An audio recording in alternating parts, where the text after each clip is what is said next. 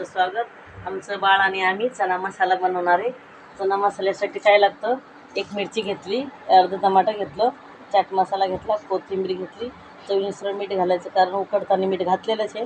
लिंबू घ्यायचा आणि कांदा घ्यायचा आणि कच्चंच बघायला आपल्याला कच्चे चना मसाला बनवायचा। ते चणे उकडून घेतलेले, नाही तर माणसाला की चणे उकडले नाहीत असं। आणि हे टमाटर घालायचं, टमाटर घातल्यावर आपल्याला मग कांदा वगैरे घालायचा, हे कोथिंबीर टाकायची आणि चवीनुसार मीठ थोडंसंच घालायचं, जास्त नाही घालायचं। आणि खूप छान लागतं खायला। म्हणजे उकडूनच घेतलेलं आहे। हे थोडंसं चाट मसाला टाकते कारण आपल्याला लिंबू पण टाकायचं ना, लिंबू टाकल्यामुळे चाट हे छानपैकी असं हलवून घ्यायचं। आणि असं आपलं हे म्हणजे भूक लागली किंवा नाश्ता करायचा असला, आपले चणे उकडून घ्यायचे आणि मसालावर असं टाकायचं आणि आपल्याला हे असं हे तयार झालेलं आहे। चना मसाला तयार झाला, तुम्ही पण करून बघा, छान लागते, चविष्ट।